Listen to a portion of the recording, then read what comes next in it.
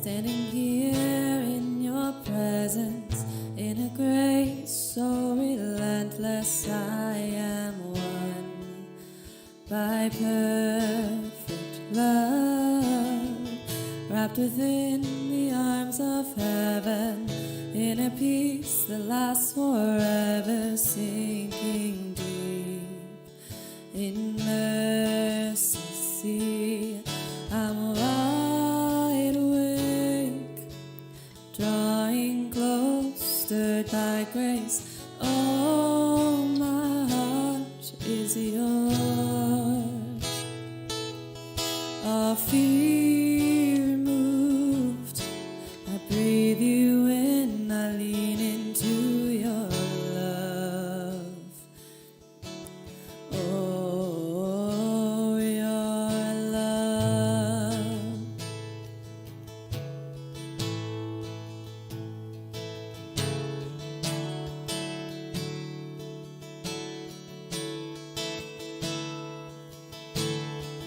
When I'm lost, you pursue me. Lift my head to see your glory, Lord of all. So beautiful. Here in you I find shelter, captivated by the splendor of the grace. My secret place, I'm wide awake, drawing close, stirred by grace. Oh, my heart is yours. All fear removed, breathe you in, I lean into your love. Oh, your love.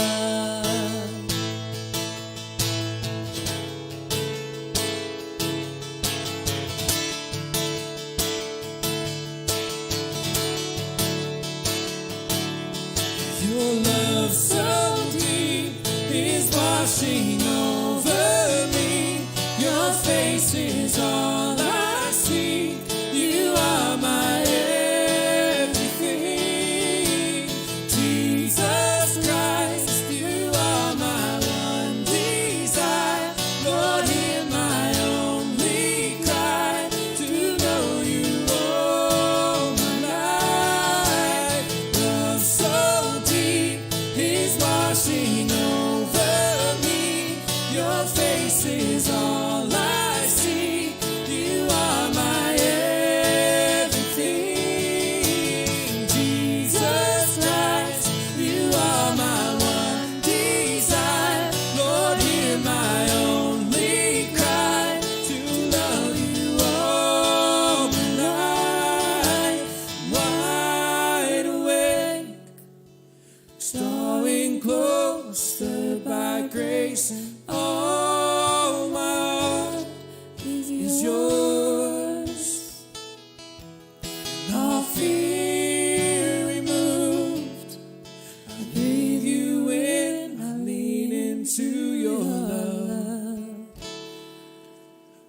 Oh, your love.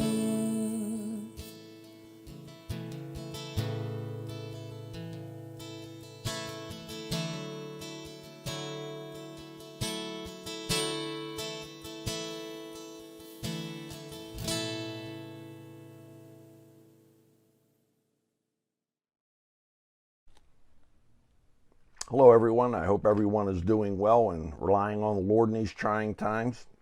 I have a couple of Hazelwood Christian Church related announcements before we start worship today.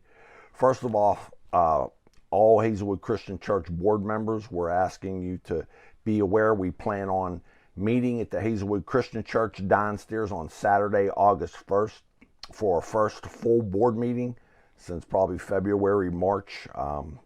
So please, if you plan on attending, please note we'll be practicing social distancing, and we're going to also ask you to wear a mask if you plan on attending. So again, calling on all Hazelwood Christian Church board members, August 1st, 2020, 10 a.m. downstairs at the church for discussion on all things Hazelwood Christian Church, and just to further the discussions we've been having on managing the affairs of the church. So, not to bore you with any more business, I'm going to turn it over to my good friend and our senior pastor at the Hazelwood Christian Church, Ed Gratton, for today's message. Well, hello again, and thanks so much for tuning in today. Chuck Swindoll, in his book Living on the Ragged Edge, wrote about the importance of our time. Every morning, he said, someone who loves you very much deposits into your bank of time 86,400 seconds of time, which represents 1,440 minutes, which of course equals 24 hours each day. God gives you this amount of time for you to use each day. Nothing is carried over on credit to the next day. There is no such thing as a 26-hour day, although some of us wish that there were. From today's dawn until tomorrow's dawn, we have a precisely determined amount of time. As someone said, life is a coin. You can spend it any way you want to, but you can spend it only once. And he wrote, one of the most fascinating and, I might add, frustrating of all subjects is this four-letter word, T-I-M-E. It's amazing. We all have the same amount of time, whether we are penniless or whether we happen to be the richest person on earth, whether we are young or old, single or married, employed or without a job, an adolescent in school, or the President of the United States of America. He said, we have exactly the same amount of time. Time is an important part of our lives. We set alarm clocks and we wear watches to make sure we're on time. We have calendars to remind us what day it is or what month it is. We're always thinking about time and how to make the most of it. Of course, time has made its mark on each one of us. Time flies. But sometimes we have to kill some time without it being a waste of time, because we might have too much time on our hands. And after all, time is money. Time is of the essence. And in James chapter 4, verse 13, James said it's high time that we learn a few things that have stood the test of time about how we think about our time on this earth. Some of us think that we have all the time in the world to do this or that or go here or there, and we say all the time, tomorrow I'm gonna, and we do that because most of us live as if there will be many tomorrows. And don't get me wrong, living as if there will be many tomorrows is good, but in some respects, it can be bad. It's a good thing if we look forward to tomorrow with hope. But if we look forward to our tomorrows with kind of an overconfident, self-important kind of attitude, then according to what James wrote, we're in danger of having a bad time because we're living on borrowed time. And as we've seen so far in this series of sermons from James, James speaks very directly and he is very practical to the challenges that we face. And after just reminding us that we are not the judge earlier in the chapter and that we need to be humble before the Lord, James applies that same principle, that same spirit to our future plans. And he begins in verse 13 with kind of a parental tone. And he said, now listen, you who say today or tomorrow we're going to go to this city or to that city and spend a year there, carry on business and make money. Why, you do not even know what will happen tomorrow. That's a big time truth. And he continues, what is your life? You are a mist that appears for a little while and then vanishes. Instead, you ought to say, if it's the Lord's will, we will live and do this or that. As it is, you boast in your arrogant schemes. All such boasting, he said, is evil. If anyone then knows the good that they ought to do and doesn't do it, it is sin for them. You ever thought about how much time and effort we spend trying to predict the future? Meteorologists have a 7-day or even a 10-day forecast. We want to know what the weather's going to be like. It's important. Or commentators will make predictions about things like political elections and sporting events. You know, with the start or the restart, hopefully, of baseball and hockey and the NFL, sports writers will predict who's going to win the championship or who is not going to have a good year this year. Then there are things like daily horoscopes and psychic hotlines that people will go to, and the Farmer's Almanac. But James calls a timeout on all of that stuff. He wants to make it very clear that we can't know the future, and we shouldn't take anything then for granted. Now, before we go too much further, let me say the fact that we can't predict the future doesn't mean that we shouldn't plan for it. There's nothing wrong with making plans. Being a good steward of our lives necessitates making plans. Jesus advocated planning. He told the person who was getting ready to build a building to sit down and to figure all the costs to be sure that he would have enough to complete the project. Jesus told us to plan for the future by laying up treasure in heaven. And so James isn't against planning. He just wants us to know that it's about time that we keep God in our plans, to make sure we include the Lord's will in everything that we want to do. And James has this way of interjecting a big time dose of humility at just the right time when he writes this. He wrote, "What is your life?" And here's his conclusion. The time has come, he said, for you to understand that you are a mist that appears for a little while and then vanishes. I kind of picture a teapot with steam coming out of it. When we boil water in a teapot, the water turns into steam, but the steam doesn't fill the whole kitchen as it's boiling. Before it even gets a foot or two away from the teapot, it disappears. The vapor appears just for a few seconds and then it vanishes. James says that's our life. We are just a mist that appears for a short time and then it vanishes. Life is short, no matter how long we may live. Psalm 90 verse 10 says this: the length of our days is 70 years or 80 if we have the strength, and yet they quickly pass and we fly away. And Psalm 92:12 says, teach us to number our days aright, that we may gain a heart of wisdom. But even with that, there are just no guarantees.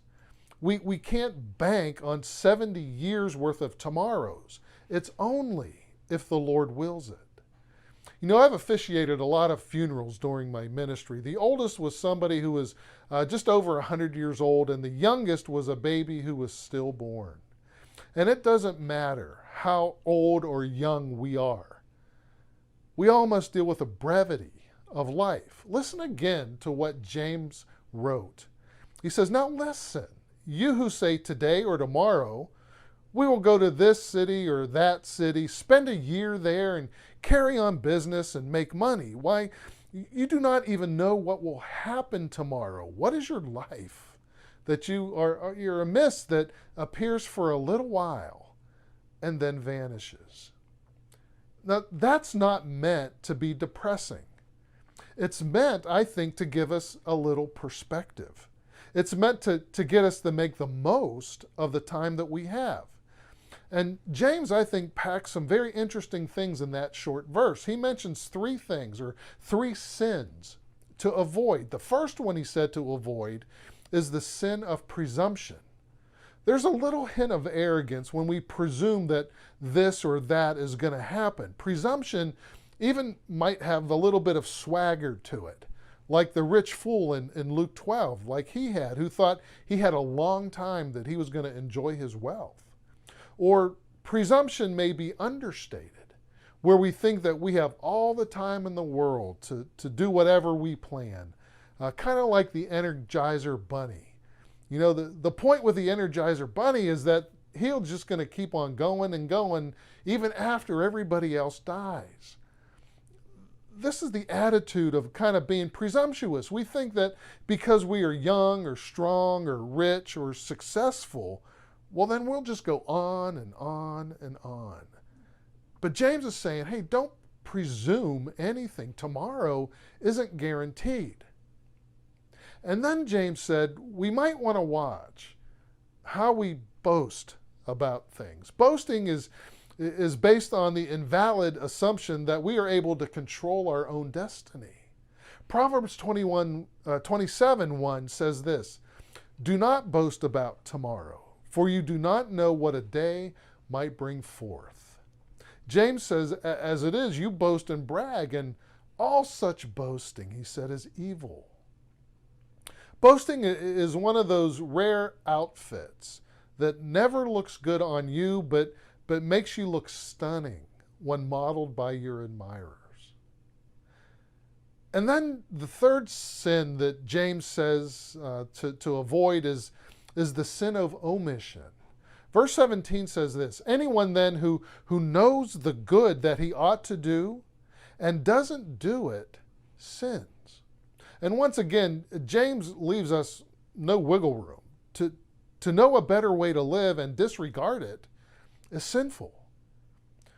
And this, I think, could be the most subtle sin maybe of all. We know what it is to sin when we do what God said not to do. We might not be as quick to see that when we don't do what God said to do. See, that's also a sin. I think the Penn State scandal is one of the more recent examples of the sin of omission. When the leaders of that school failed to act and to do the right thing when they discovered the sexual abuse of a minor, the consequences were extreme, as so many lives were impacted and devastated in a lot of different ways. Here's one quote from ESPN. One sports writer there wrote, more than 6 decades of achievement could not withstand the sin of omission in connection to a terrible scandal. And so it ends for Joe Paterno. Man, talk about far-reaching consequences. 60 years of work and a man's legacy is forever tainted by one very serious non-action, one very serious omission. It was sinful behavior that was allowed to go unpunished, undisciplined. And look at the number of victims that were harmed by the continued acts of the perpetrator through a nonprofit agency designed to help children.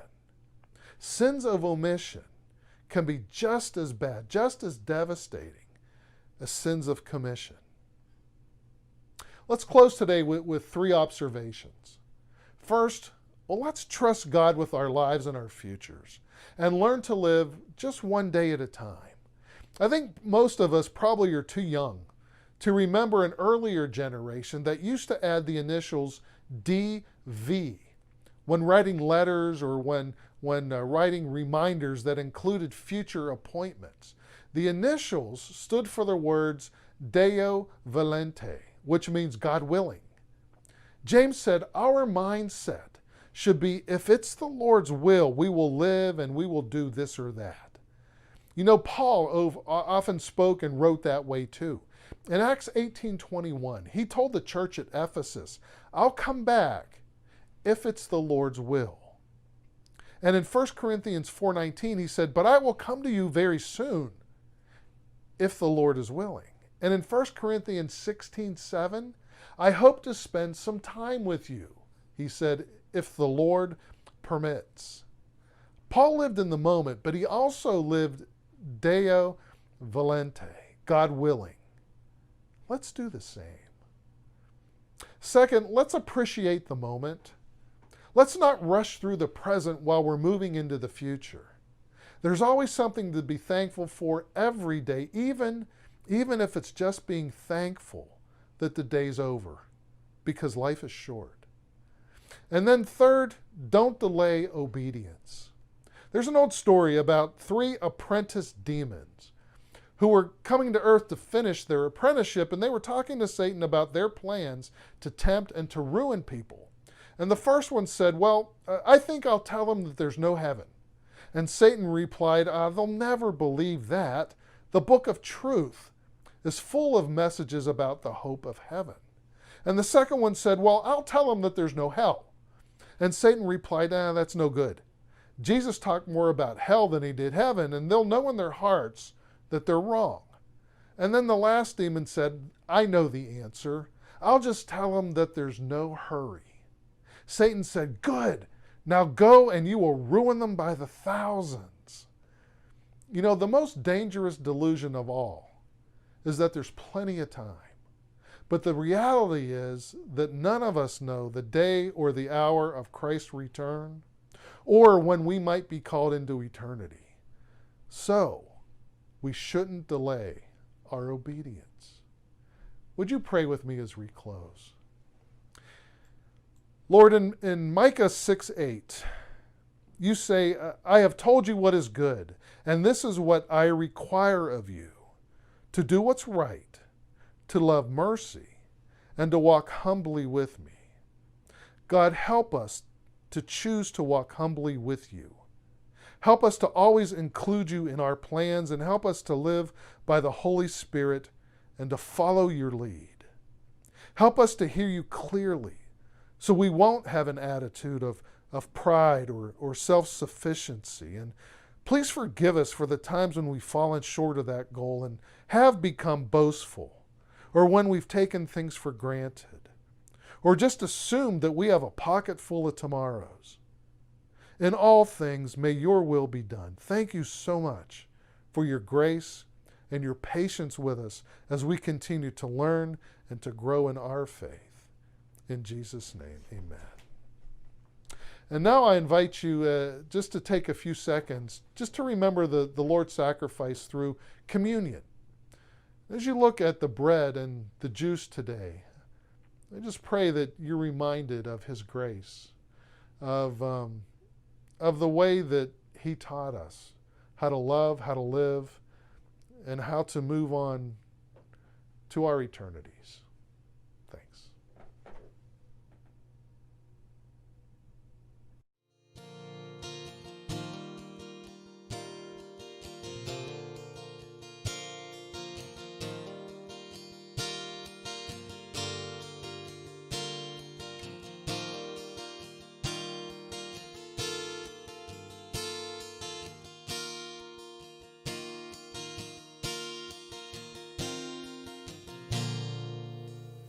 Are you hurting and broken within, and overwhelmed by the weight of your sin?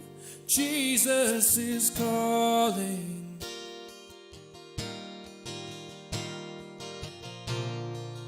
And have you come to the end of yourself?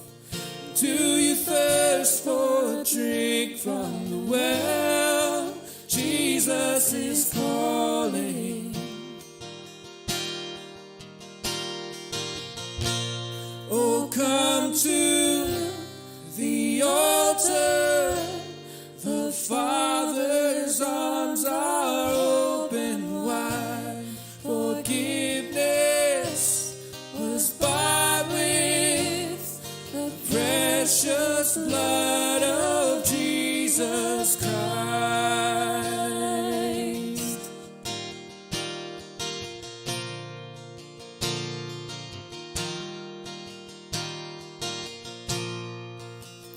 Leave behind your regrets and mistakes. Come today, there's no reason to wait. Jesus is calling.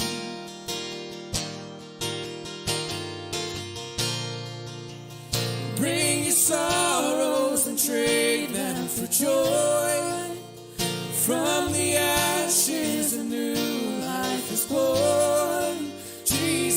voice is calling. Oh, come to the altar. The Father's arms are open wide. Forgiveness was bought with the precious blood of Jesus Christ. Oh, come to the altar. The Father's arms are open wide.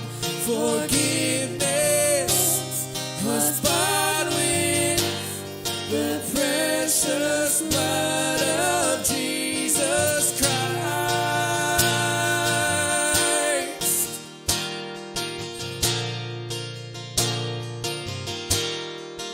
Oh, what a Savior! Isn't He wonderful? Sing hallelujah, Christ is risen. Bow down before Him, for He is Lord of all. Sing hallelujah, Christ is risen.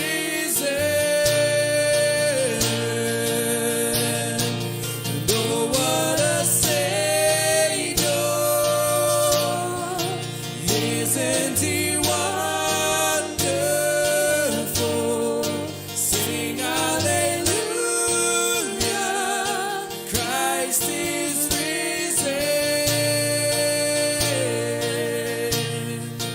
Bow down before Him, for He is Lord of all. Sing hallelujah, Christ is risen.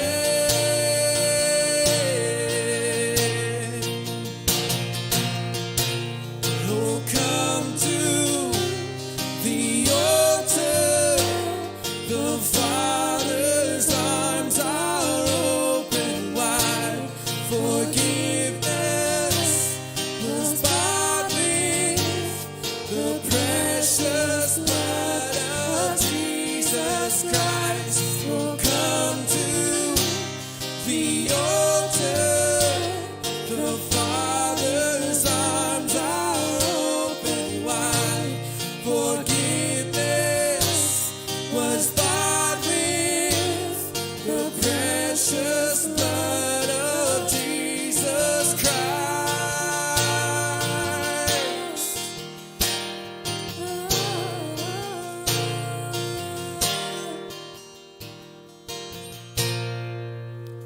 Bear your cross as you wait for the crown. Tell the world of the treasure you found.